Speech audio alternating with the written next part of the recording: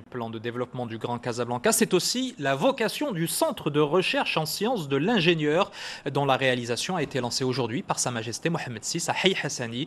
Ce nouveau centre sera alors adossé à l'École nationale supérieure d'électricité et de mécanique, dont les étudiants, vous allez le voir, ne manquent pas d'idées et d'inventions. Reportage Nadia Hemouchi et Abdoulaye Tabia.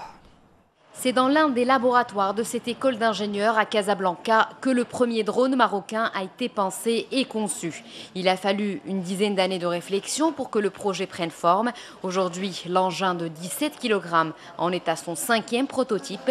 Mais cette équipe de chercheurs sera amenée à développer ce concept et d'autres projets actuellement en phase d'expérimentation dans un nouveau centre. On a un projet de sous-marin, on a un projet Sehati, on a d'autres projets, une caravane médicale, qui sont des projets aussi importants que le projet de drone. Donc voir la concrétisation de ces projets et voir aussi un centre de recherche qui permet en quelque sorte de fédérer tous ces projets, c'est vraiment un rêve qui se réalise. On n'a jamais entendu parler d'un robot sous-marin autonome.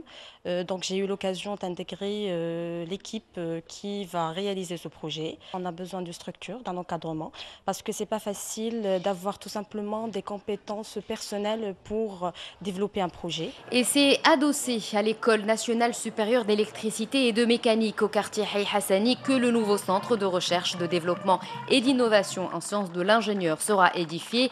Il mettra à la disposition des chercheurs 3 grands laboratoires d'informatique, d'électricité et de mécanique, le tout sur 1600 mètres carrés.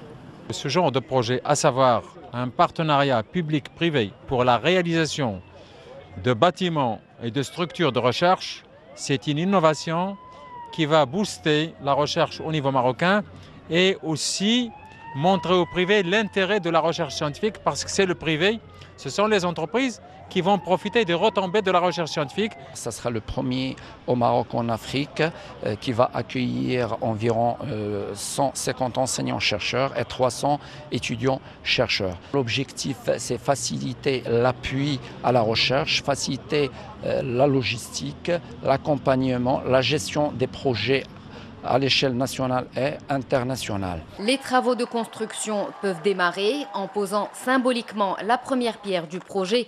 Le souverain donne le coup d'envoi officiel de ce chantier, une expérience pilote. Des centres similaires devraient bientôt émerger pour renforcer le dispositif de recherche scientifique au Maroc.